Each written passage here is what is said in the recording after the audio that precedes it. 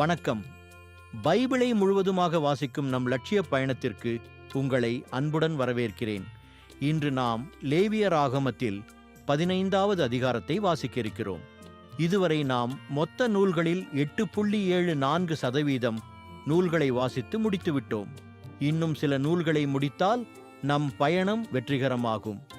இன்றைய வாசிப்பின் மூலம் அந்த இலக்கை இன்னும் முன்னோக்கி நகர்த்துவோம். வாங்க தொடங்குவோம். ஒருவனுக்கு விந்து ஒழுக்கு இருப்பின் உடலிலிருந்து அது வெளிப்பட்டாலும் உடலுள் அடக்கி வைக்கப்பட்டாலும் அது அவனுக்கு தீட்டு. விந்து ஒழுக்கு உடையவன் படுக்கும் படுக்கை அனைத்தும் தீட்டு. அவன் அமரும் இருக்கை அனைத்தும் தீட்டே. அவன் படுக்கையை தொடுபவன் தன் உடைகளை துவைத்து தண்ணீரில் முழுக வேண்டும். மாலை மட்டும் அவன் தீட்டுடையவன். விந்து ஒழுக்கு உடையவன் அமர்ந்தவற்றின் மீது அமர்பவனும் தன் உடைகளை துவைத்து தண்ணீரில் முழுக வேண்டும். மாலை மட்டும் அவன் தீட்டுடையவன். அவன் உடலை தொடுபவனும் தன் உடைகளை துவைத்து தண்ணீரில் முழுக வேண்டும். மாலை மட்டும் அவன் தீட்டுடையவன். அவன் தீட்டற்ற ஒருவன் மீது உமிழ்ந்தால் இவன் தன் உடைகளை துவைத்து தண்ணீரில் முழுக வேண்டும். மாலை மட்டும் அவன் தீட்டுடையவன். அவன் ஏறி பயணம் செய்பவை அனைத்தும் தீட்டு. அவன் அடியில் இருக்கும் எதையும் தொடுபவன் ஒவ்வொருவனும் மாலை மட்டும் தீட்டுடையவன். அதை சுமப்பவன் தன் உடைகளை துவைத்து தண்ணீரில் முழுக வேண்டும். மாலை மட்டும் அவன் தீட்டுடையவன். அவன் தன்னை தண்ணீரில் கழுவாதிருக்கையில் தன்கையால் எவனை தொட்டாலும் அவனும் தன் உடைகளை துவைத்து தண்ணீரில் முழுக வேண்டும். மாலை மட்டும் அவன் தீட்டுடையவன். அவன் தொடும் மண்பாண்டம் உடைக்கப்பட வேண்டும். மரக்கலம் தண்ணீரில் அலசப்பட வேண்டும். அவனது ஒழுக்கு நின்று தீட்டு அகன்றால் அவன் தன்னை தீட்டகற்ற 7 நாள் காத்திருக்க வேண்டும். பின்பு அவன் தன் உடைகளை துவைத்து தன் உடலை ஊற்று நீரில் கழுவியதும் அவனது தீட்டு அகலும். 8ஆம் நாள் 2 காட்டுப்புறாக்களை அல்லது புறா குஞ்சுகளை சந்திப்பு கூடார வாயிலில் ஆண்டவர் திருமுன் குருவிடம் கொடுக்க வேண்டும். குரு அவற்றில் ஒன்றை பாவம் போக்கும் பலியாகவும் மற்றதை எரிபலியாகவும் செலுத்தி அவனுக்காக ஆண்டவர் திருமுன் பாவக்கழுவாய் நிறைவேற்றுவார். விந்து கழிந்தவனும் தன் உடலை கழுவுவான். மாலை மட்டும் அவன் தீட்டுடையவன். விந்து பட்டதோலும் உடையும் நீரால் கழுவப்பட வேண்டும். மாலை மட்டும் அவை தீட்டாயிருக்கும். அவனுடன் அவன் மனைவி படுத்திருந்தால் இருவரும் தண்ணீரில் முழுக வேண்டும். மாலை மட்டும் அவர்கள் தீட்டாயிருப்பர். மாதவிலக்கில் இரத்தப்பெருக்குடைய பெண் 7 நாள் விலக்காயிருப்பாள். அவளை தொடுபவர் மாலை மட்டும் தீட்டாயிருப்பர். மாத விலக்கின் மீது எதன் மீது படுக்கிறாளோ எவற்றின் மீது அமர்கிறாளோ அவை அனைத்தும் தீட்டே.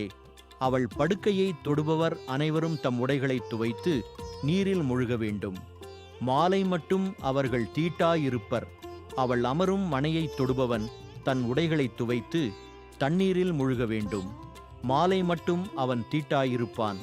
அவள் படுக்கையின் மீதும் அவள் அமர்ந்த மனையின் மீதும் இருந்த எதையாகிலும் தொட்டவனும் மாலை மட்டும் தீட்டாயிருப்பான். ஒருவன் அவளுடன் படுக்கையில் படுத்துக்கொண்டு அவள் தீட்டு அவன் மீது பட்டது என்றால் அவன் 7 நாள் தீட்டுடையவன். அவன் படுக்கும் படுக்கை அனைத்தும் தீட்டே. பெண் ஒருத்திக்கு உரிய மாதவிலக்கு நாள்கள் கடந்தும் உதிரப்பெருக்கு நீடித்தால் அந்த நாள்கள் எல்லாம் விலக்கு நாள்களைப் போல் தீட்டானவையே. அந்த நாள்கள் எல்லாம் அவள் படுக்கும் படுக்கை அனைத்தும் விலக்கு கால படுக்கைக்கு ஒத்ததே. அவள் அமரும் அனைத்தும் தீட்டு காலத்தைப் போன்றே விலக்காயிருக்கும். அவற்றை தொடுபவன் தன் உடைகளை துவைத்து நீரில் மூழ்க வேண்டும். மாலை மட்டும் அவன் தீட்டாயிருப்பான். அவள் தன் இரத்தப்பெருக்கு நின்றபின் 7 நாள் கழித்தபின் தீட்டற்றவள் ஆவாள். 8ஆம் நாள் 2 காட்டுப்புறாக்களையோ புறா குஞ்சுகளையோ சந்திப்பு கூடார வாயிலில் குருவிடம் கொண்டு வருவாள். குரு அவற்றில் ஒன்றை பாவம் போக்கும் பலியும் மற்றதை எரி பலியுமாக்கி அவளுக்காக ஆண்டவர் திருமுன் பாவக்கழுவாய் நிறைவேற்றுவார். இஸ்ரவேல் மக்கள் தங்கள் நடுவே இருக்கும் எனது தங்குமிடத்தை தீட்டாக்கி சாகாதபடிக்கு நீங்கள் அவர்கள் தீட்டுகளிலிருந்து அவர்களை விலக்கி வைக்க வேண்டும். விந்து ஒழுக்கினாலும் விந்து அழிவினாலும் தீட்டானவனுக்கும் தன் விலக்கினாலும் நோயுற்றவளுக்கும் உடல் தூய்மையற்ற ஆணுக்கும் பெண்ணுக்கும் தீட்டாயிருப்பவளோடு படுத்தவனுக்கும் உரிய சட்டம் இதுவே. நாம் 1189 அதிகாரங்களில் 105 அதிகாரங்களை நிறைவு செய்துவிட்டோம். இன்னும் சில அதிகாரங்களை வாசித்தால் முழு பைபிளையும் முடித்து விடுவோம். நாளை அடுத்த அதிகாரத்தை பார்க்க சந்திப்போம். நாள்தோறும் இந்த பயணத்தில் நீங்களும் பங்கேற்றால் பைபிளை முழுமையாக வாசித்து முடிப்போம். இது நம் வாழ்க்கையிலும் ஆன்மாவிலும் பெரிய மாற்றத்தை ஏற்படுத்தும். இந்த பயணம் உங்களுக்கு நம்பிக்கையையும் சமாதானத்தையும் கொடுத்தால் இந்த வீடியோவை லைக் செய்யவும் சப்ஸ்கிரைப் செய்யவும் மறக்க வேண்டாம். பகிர்ந்து மற்றவர்களையும் இந்த பயணத்தில் சேருங்கள். நாளை மறக்காமல் வாருங்கள்.